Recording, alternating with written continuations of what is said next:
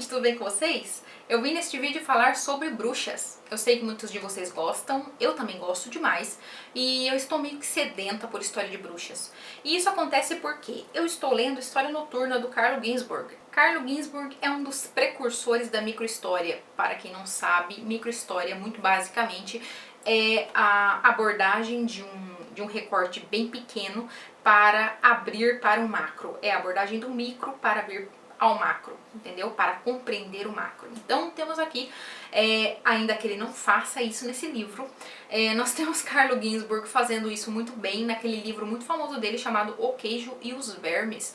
O Queijo e os Vermes vai falar sobre o Menóquio, que era um moleiro, durante o século XVII, se não me engano, na Inquisição, e ele vai ter uma teoria sobre a origem do universo, o que garante a este homem a condenação aí nos tribunais da Inquisição. É a partir do caso de Menóquio, portanto, que o Carlo Ginzburg vai investigar ali a mentalidade da galera ali daquela época. Enfim, o Queijo e os Vermes não está no nosso vídeo, mas eu já estou falando sobre ele. Por quê? Porque ele é muito legal, então compensa aí para quem se interessa por esses temas. Pois bem, em História Noturna, o Carlo Ginzburg vai falar sobre... ele vai fazer uma abordagem diferenciada aí da bruxaria, porque para ele existe um problema que a galera não costuma abordar, os historiadores não costumam abordar, que é o seguinte: o que pensavam as pessoas condenadas, as pessoas que eram acusadas de bruxaria? Qual era a concepção de mundo dessas pessoas? O que elas pensavam de tudo aquilo? Que inclusive exatamente os relatos desses condenados, né, que deram origem aos livros de caça às bruxas. Eram os relatos deles, do que eles faziam nos sabás, que davam gás ali para aqueles malucos persegui-los. Então, assim, o que ele vai fazer aqui neste livro é investigar a concepção de mundo dos condenados. Isto posto, esse livro é muito bom e também, eu não sei ainda, né, tô lendo, mas por enquanto tá sensacional. Isso posto, me deu muita vontade de falar sobre bruxas e que eu gosto muito, né? Então vamos lá. O primeiro livro de bruxas que eu vou falar para vocês é o A Hora das Bruxas, ou As Bruxas Mayfair, de Anne Rice. Eu tenho aqui o volume 1 e o volume 2, que eu gostaria de que Anne Rice tivesse parado por aqui mesmo, mas ela foi lá e escreveu mais dois, chamado Lasher e Tautus, que eu procuro ignorar. Por quê? Porque, meu Deus do céu. Mas vamos falar aqui sobre esses livros aqui. Aqui vai falar sobre a família Mayfair, né? Principalmente sobre a Rowan Mayfair, que é esta neurocirurgiã que acaba de descobrir que ela na verdade não é filha adotiva, ela não é filha legítima de sua mãe, ela não é filha legítima, meu Deus, ela não é uma filha biológica de sua mãe. Sua mãe biológica na verdade acabou de falecer e ela herdou uma casa, um nome e uma maldição, e de lambuja um espírito. Então, o que o Rowan, como qualquer pessoa sensata faria, foge. Pois bem, ela tá lá no barquinho dela, de boas, não faz espairecer a cabeça de toda essa informação que ela não gostaria de ter tido, e ela vê um cara que tá ali se afogando. E esse cara vai ser o segundo personagem principal dessa história, que é o Michael, um bocó, um mocorongo. E ela vai salvar o mocorongo da água, e quando ele ficou morto por algum tempo, depois de todo aquele gelo no seu pulmão, e quando ele acorda, ele vê o Rowan, e ele também meio que visitou além, recebeu alguns poderes ali da galera que está por trás do véu. Pois bem, agora ele consegue ouvir com as mãos. O que diabos isso quer dizer? Que quando ele toca alguma coisa, ele vai ficar sabendo de conversas de outras pessoas, do passado, do futuro, de um monte de rolê. Que você sabe que informação é um problema, né? Se você tem de menos, você tem um problema. Se você tem de mais, você tem outro problema. Então, é o caso com o Michael. Ele vai ter muita informação que ele não desejaria. E essas informações, de alguma forma, estão conectadas à sua salvadora, Rowan. Pois bem, é o destino se metendo no rolê.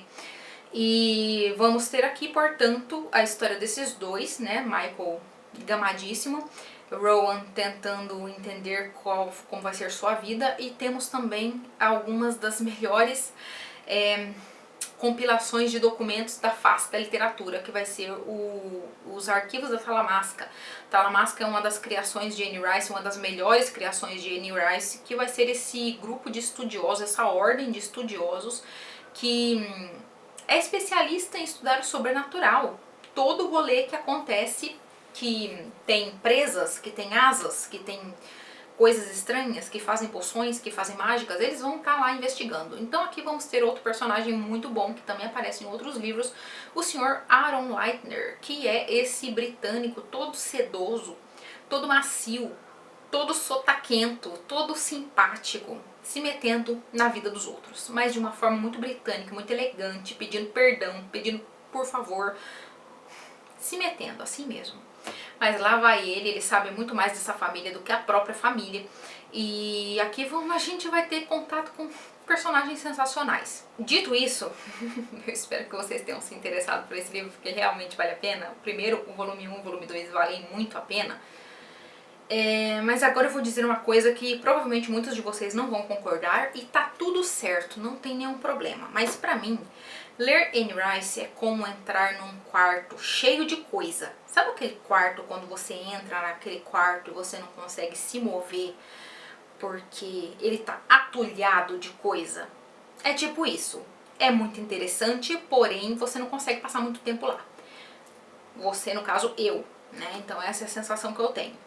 É a mesma sensação que eu tenho quando eu leio Carlos Ruiz Zafón. Eu acho tudo muito lindo, tudo muito maravilhoso, muito imagético, mas eu me sinto um pouco sufocada. É o que acontece quando eu leio Anne Rice. Por isso que eu leio ela em pequenas porções. Poções, é louca. Bruxa. Então, eu leio ela em pequenas porções. Eu ingiro em pequenas porções. Por quê? Porque Anne Rice me cansa. Ela é too much. Eu detesto expressões em inglês socada no meio do rolê, mas é isso, gente. Ela me cansa. É muita beleza. É muita gente perfeita, é muito amor. É muita sedução. Gente, que povo sedutor. Sabe quando aquela pessoa que você olha e ele tá te seduzindo? Meu Deus, parece que esse povo tá seduzindo tipo 24 horas, eu fico cansada. E assim, quem leu as Crônicas Vampirescas também deve saber do que eu tô falando, que todo mundo, mesmo que é andrajoso, bagacento, que esteve enterrado numa cova pelos últimos 100 anos, a pessoa ainda levanta parecendo uma perfeição da natureza. Então é todo mundo muito lindo aqui. E é esse tipo de coisa que me cansa um pouco. Pois bem, porque eu disse que não gosto de Taltos e Lasher e Taltos, né? Lasher é o volume 3, Taltos é o quarto volume. Por quê? Apesar de eu achar um mérito muito grande em Anne Rice ter criado, ou pelo menos utilizado, uma criatura que não é muito vista, não é quase nada vista. Eu imagino que ela criou o Taltos, eu nunca pesquisei pra ver direito, mas parece que... Mas se ela não criou, pelo menos a gente nunca vê por aí, né? Então ela tem todo esse mérito de ter criado coisas novas para a ficção dela, o que é sensacional. Por outro lado, existem alguns elementos ali nos últimos 2 livros que, meu Deus do céu, sabe quando você... Isso acontece com muita frequência comigo. Quando eu estou lendo Anne Rice, eu penso, mulher, mas você foi até aí? Você desconhece a hora de parar? É esse meu sentimento. Mas assim, tudo bem, não tem problema, você não precisa concordar comigo não, tá tudo certo, vamos continuar amigos, beleza? Agora vamos passar para o próximo livro, porque senão a gente vai ficar aqui eternamente. O próximo livro relevem a capa de coisa meio jovem adulto, porque talvez seja meio jovem adulto, mas essa capa é muito feia, meio de mau gosto. As Feiticeiras de East End, Melissa de la Cruz. Esse livro tem também uma série do canal Lifetime, o que já deve dizer muita coisa pra vocês, porque o Lifetime é aquele canal que costuma fazer aquelas histórias extremamente sedutoras e açucaradas de romance romântico, né? Aqui nós não vamos ter uma história Lifetime, tem um romancinho ali, um triângulo amoroso meio besta, mas é bem interessante a história em si. O problema é que parece que a autora, ela passa correndo por todas as informações e nem te dá tempo de pensar, nossa, como isso aqui é legal. Enfim, vai falar sobre a família Beauchamp, que é a Joana e suas 2 filhas, a Ingrid, que é a mais velha, e a Freya. Elas são bruxas, mas não só bruxas, elas são imortais. Então, essa família tem uma maldição, que a Joana, ela é amaldiçoada com a vida eterna, e e suas filhas, quando elas morrem, elas meio que elas morrem sempre no mesmo dia. Então, quando a Freya, que é a mais nova, morre, por exemplo, logo a Ingrid vai morrer também, ou vice-versa, e logo em seguida a Joanna vai se ver grávida da Ingrid, né? E depois, obviamente, vai engravidar da Freya também. Essa é a maldição dessa família, por quê? Porque elas pisaram no calo de gente grande lá de onde elas vêm, que tudo indica que é o mundo dos deuses nórdicos. Então, temos aí, né, eu esqueci o nome agora, Asgard. Asgard, elas são parentes do Thor, provavelmente. Mas, enfim, elas vêm de Asgard, elas eram uma grande coisa em Asgard. E por que eu tô dizendo que elas parecem ser, tudo indica? Porque as coisas importantes essa autora não desenvolve.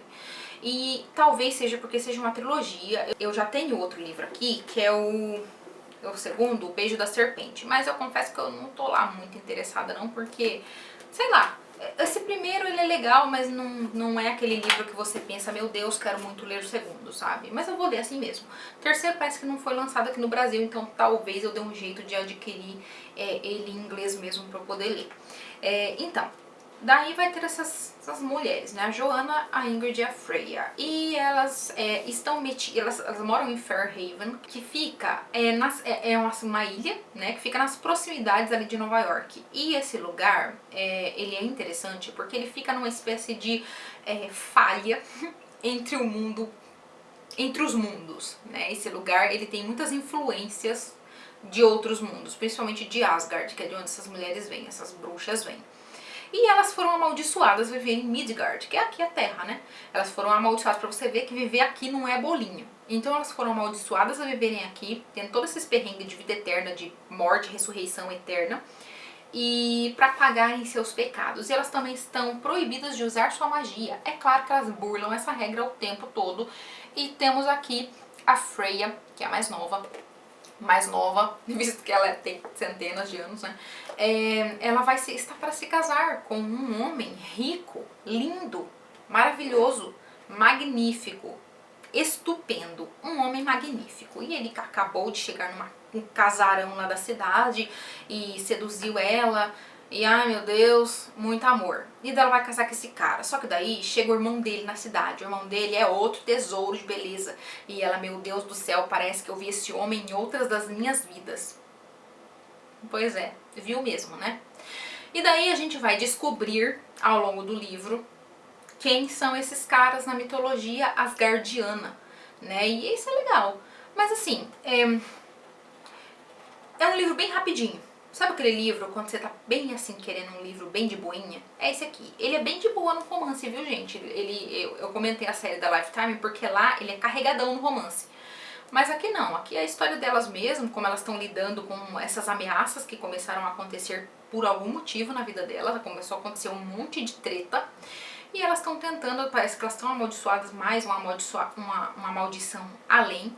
E elas estão vendo a opinião geral da população se voltar mais uma vez contra elas. E elas estão nos anos 90, então elas pensam, imagina, ninguém vai queimar a gente não. Na fogueira só ficou pra trás. Será? Não sei. Quer dizer, eu sei. Se vocês não leram, vocês têm que ler pra descobrir. Legalzinho. Não vão esperando inventar roda, porque não vai inventar roda. É bem legal. Ainda falando de coisas adaptáveis, tem um livro que eu ainda não li. Mas se seguir o filme que eu amo de paixão, vai ser muito bom. Por que eu ainda não li? Porque eu não tenho o primeiro. E eu estou falando desse nome pavoroso de Da Magia à Sedução. Assim, eu fiquei muito tempo sem pegar esse livro, porque esse nome... Só que daí, né, há um tempo já, eu assisti o filme e eu amei o filme, é um dos meus filmes favoritos. Aquele com a Sandra Bullock e com a Nicole Kidman. E elas são irmãs, elas moram com as tias e elas são uma família amaldiçoada, porque se tem bruxa vai ter maldição e elas são amaldiçoadas. A maldição delas é o seguinte, todo homem que se apaixona por elas vai perecer, né? Não é uma boa coisa. Então, vai ter isso aí. Vai ter uma tentando se apaixonar por todos para que, sei lá, para ela viver a vida ao máximo e dane-se a maldição, que é o caso da Nicole Kidman, Gillian, o nome dela. E a outra que vai meio que lançar um feitiço sobre si mesma e lançar no universo inventando um homem assim, cheio de características incomuns para que ele não exista, né? Mas surpresa, surpresa, é claro que ele existe, né? O livro, eu não sei muito bem do que se trata, eu acho que do que exatamente o livro, o filme, né? Que vai ter a Gillian ali vivendo sua vida intensamente, ela acaba arrumando um boy lixo e esse boy lixo vai meter ela e a irmã em terríveis consequências. E temos aqui essas pessoas tentando lidar com sua magia e tentando aprender com seus próprios erros. E eu quero muito ler esse livro em breve. Daí, qualquer coisa, se ele for realmente muito bom, eu faço um vídeo. Se não, daí esse daqui fica aqui como dica pra vocês, tá? Dica de um livro que eu nunca nem li. Mas se for parecido com o filme, vai ser legal. Eu li, assim, algumas páginas, porque eu nunca compro um livro sem ler algumas páginas pra saber se a escrita é boa. Parece que é boa, gostosinha de ler. Daí tem outro livro que eu já panfletei loucamente nesse canal, que é o Lolly Willows. Eu sempre vou panfletar, gente, sinto muito, porque é muito legal esse livro. Vai falar sobre a Laura, que é essa moça que ela está chegando ali naquela idade em que ela é considerada uma solteirona. E ela mora com o pai, ela não tá nem aí, ela curte a vida adoidado. Brincadeira, ela não curte nada, pra ela tá curtindo. Ela vive ali com suas poções, suas pomadinhas, suas coisas naturais que ela inventa. Ela, inclusive, escreveu um livrinho que ninguém comprou, mas ela escreveu ensinando como as pessoas poderiam tratar suas perebas com magia, com ervas naturais, né, com ervas. E ela vive ali bem de boa, até que o pai dela falece e ela é vítima dos cuidados dos irmãos. Vítima. Porque os irmãos são pessoas legais, tá? Só que eles são aqueles caras do final do século XIX, começo do século XX, que acham que uma mulher é completamente incapaz de viver sozinha. Então, um deles pega a irmã para levar para viver consigo com sua família, né, na cidade. Então, a Laura é meio que afastada de tudo que ela ama, ficar ali em casa, mexendo com as plantinhas, ficar de boa. E ela é levada para a cidade. E nessa cidade ela vai meio que se tornando essencial à vida do irmão, sabe? Aquela situação em que a pessoa se torna enjaulada, se torna presa das circunstâncias, é esse o caso. Ela vai se tornar, ela vai perder tudo, inclusive seu nome, né? De Laura ela vai passar a se chamar Lolly. Por quê? Porque uma de suas sobrinhas bebezinhas não consegue falar Laura e chama ela de Lolly. Logo, ela vai ser Lolly para todo mundo, que isso é um problema. Uma das coisas que a gente tem de mais interessante, de mais importante na nossa vida é o nosso nome, a nossa individualidade, não é mesmo? Quando ela perde seu nome, sua individualidade, ela perde tudo. E ali ela vai ficar anos e anos presa na delicadeza dessa família, sendo a tia Lolly.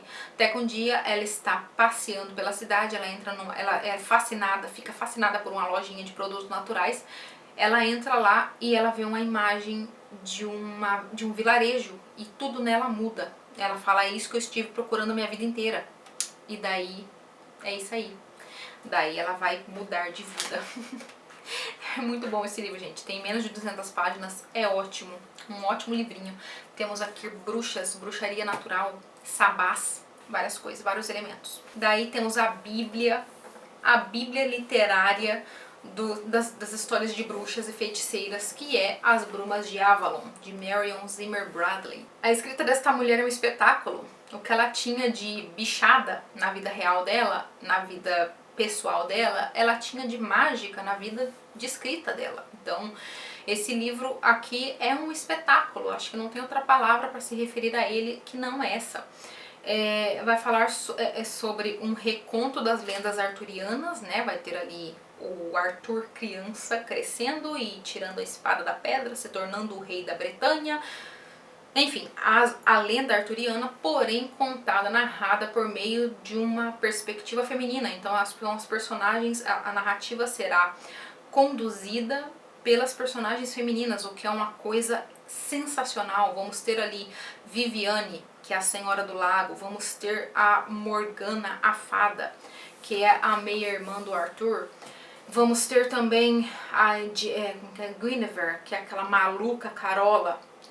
Vamos ter uma série de mulheres sensacionais contando essa história por meio de sua perspectiva. E isso aqui é uma coisa linda, gente. Isso aqui é um tijolão gigantesco, mas você mal vê passar o tempo, sabe? Isso aqui é uma coisa linda, uma coisa triste. Vai falar sobre a ascensão do cristianismo, sobre a invasão do reino das fadas, né? A invasão do reino da Senhora do Lago. Se ela não chega de fato a acontecer, ela vai ser responsável por jogar Avalon nas brumas, né? E que é uma coisa interessante. Vai ser basicamente uma história sobre a perda de poder por parte de um determinado grupo e o ganho de poder por parte de outro, aqui exemplificados por uma luta um tanto quanto Adão e Eva, sabe? Um negócio meio assim, que esses elementos eles vão se repetindo ao longo do tempo, né? O ganho de poder masculino, a perda de poder feminino. Então temos aí esse longo embate que remete aí ao começo das lendas. E isso aqui é sensacional, um dos melhores livros, é um dos meus livros favoritos dessa vida, tá no meu top 5. E agora eu vou pedir que vocês tratem com indulgência essa capa, tá? E essa coleção. Vocês ignorem um pouco o fato de pertencer aos romances da nova cultural, porque esse livro, ele costumava ser publicado em capa dura, era uma coisa linda. Eu tô procurando esse livro há tanto tempo nessa capa dura e eu nunca encontro. Então eu decidi que eu vou fazer o meu próprio livro, porque eu não gosto desse aqui, é muito feio. E ele meio que tá bem bagacentinho. Que é As Bruxas de Kenwood, de Willow Davis Roberts. Esse livro eu li quando eu tava na escola, tipo, na fichinha catalográfica do livro só tinha eu, que era essa capa dura, maravilhosa, que tinha as 3 bruxonas na capa, era uma coisa linda. Se vocês encontrarem algum sebo, manda o link pra mim e eu vou gostar. Eu quero tanto aquela edição, mas eu só tenho essa aqui, então é isso, né? Até eu criar a minha própria, é essa aqui que a gente vai ficar. Pois bem, As Bruxas de Kenwood vai falar sobre essas 3 irmãs, Christina, Roxanne e Megan. Elas são meia-irmãs, portanto são filhas apenas do Duque de Kenwood, do Conde de Kenwood. E cada uma é filha de uma mãe diferente. Então a Christina é filha da primeira esposa, a Roxanne é filha da bruxa da aldeia. Não sabemos exatamente o que aconteceu, mas o pai delas meio que teve um rolê com essa cigana, com essa bruxa, né? E nasceu Roxanne. E desde o começo ela morou com a mãe, até que sua mãe foi morta, apedrejada pela galera da vila. E ela teve que ir morar no castelo, sob muitos, muitos protestos.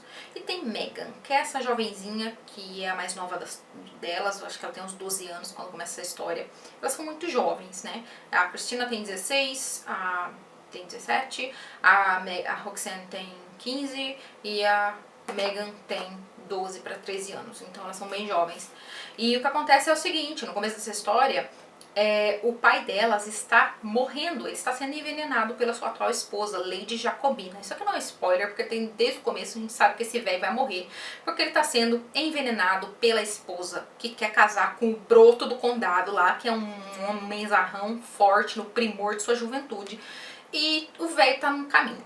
Então ela quer casar com esse homem, então o homem falou assim, Lady Jacobina, vamos envenenar o vosso marido. E eles estão envenenando o velho.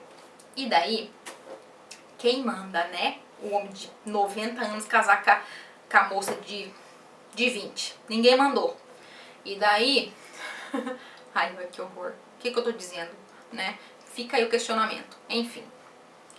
Lady Jacobina, portanto, tá matando o marido. E ela tem um filhinho, que é um molequinho todo defeituosinho. E todo mundo diz que é por conta da maldição que a cigana jogou na família. Então, a Megan e o garoto, eles têm defeitos. A Megan tem uma mancha gigantesca na pele, que ninguém sabe, exceto Christina, que ajudou ela quando ela era um bebezinho, que levou ela com uma ama de leite, senão a menina ia morrer, porque a mãe recusou a ver por causa dessa mancha. Como vocês sabem, manchas naquela época queria dizer bruxa. Então a mãe meio que abandonou a criança, o bebê, porque achava que ela era uma bruxa. Ela só sobreviveu, a Megan só sobreviveu porque a Christina levou ela com uma ama de leite ali, e a mulher deu o peito pra menina e a menina sobreviveu.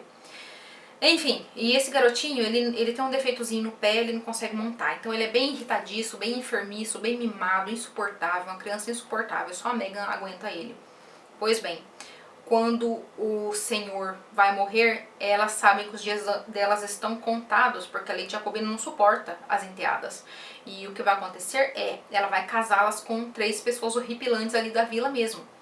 Então, o que elas têm que fazer é arrumar um jeito de fugir dali, para que elas não sejam casadas contra a força, contra a vontade delas com a galera ali da vila. E é daí que entra o primeiro broto da história. Porque assim, não se enganem, aqui tem uns romances no meio, tá? A história é muito boa, não é focada no romance, é focada na sobrevivência dessas três personagens, o que é uma coisa sensacional, porque iludidas que elas são, elas imaginam que saindo da Cornualha e partindo para Boston, Massachusetts, no século XVII, elas estariam em boas condições.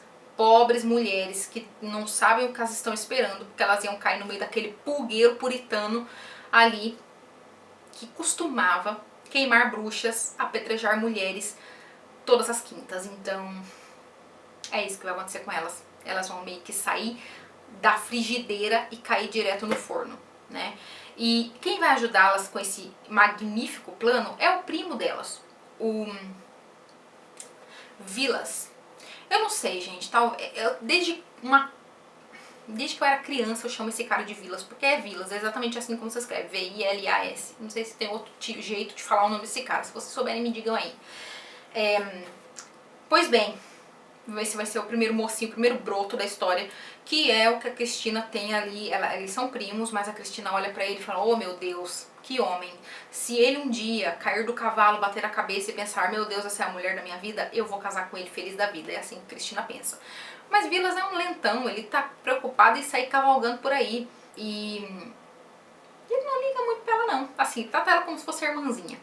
E ele vai ajudá-las a fugir de navio para Boston, Massachusetts. E elas vão fazer isso com aquele contrato de servidão para servir, para pagar a passagem. Portanto, elas de ladies que nunca tocaram numa colher na vida, elas vão ter que chegar em Boston, Massachusetts e serem servas. Pois bem, elas vão chegar em Boston, Massachusetts e elas vão cair numa casa de puritanos maluca, que tem 2 mulheres completamente inúteis, que vão ver que aquelas mulheres lindas, jovens, chegaram ali e que os maridos delas, que são aqueles homens puritanos e restritos e que só podem paquerar quando tem uma brechinha ali na lei do Senhor, elas ficam preocupadas. Se as mulheres ficam preocupadas, logo as recém-chegadas são bruxas. Então é isso, gente. É muito boa. Essa história é muito boa. Ela não merecia estar aqui. Ela, sabe, é triste que ela está aqui nesse livrinho tristinho. Ela tinha que estar numa capa dura, como já esteve. Pena que eu não tenho. Droga. Mas enfim, se vocês encontrarem, já sabem o que fazer. Ou comprem para si mesmos, ou leiam de alguma forma aí que vale a pena, tá? Vai ter os romances, cada uma vai ter um amorzinho, mas é muito legal, é uma aventura, sabe? E vamos ter ali um contato direto com a maluquice do novo mundo. Que, se possível, rivalizava com a maluquice do velho mundo. Então, loucura, né? Pois bem, referente às perguntas que eu fiz no vídeo passado, vocês responderam maravilhosamente e vocês querem que continuem resenhas também. Então vamos ter resenhas, vamos ter listas, como vocês puderam ver. Hoje nós tivemos listas, o próximo provavelmente será uma resenha. Ou não. Tô tentando terminar um monte de livro aí que eu tô lendo, mas, por exemplo, se eu terminar o História Noturna, provavelmente eu vou fazer um vídeo sobre ele, porque é um baita livrão. E é isso, gente. Se vocês tiverem algum livro de bruxas aí que vocês queiram me indicar, ainda ficou alguns aqui, que eu tenho bastante, mas eu trago em um próximo vídeo se vocês quiserem, tá? E daí eu vou trazer também os de não ficção sobre bruxas, tá bom? Espero que vocês tenham gostado e até o próximo vídeo. Tchau, tchau.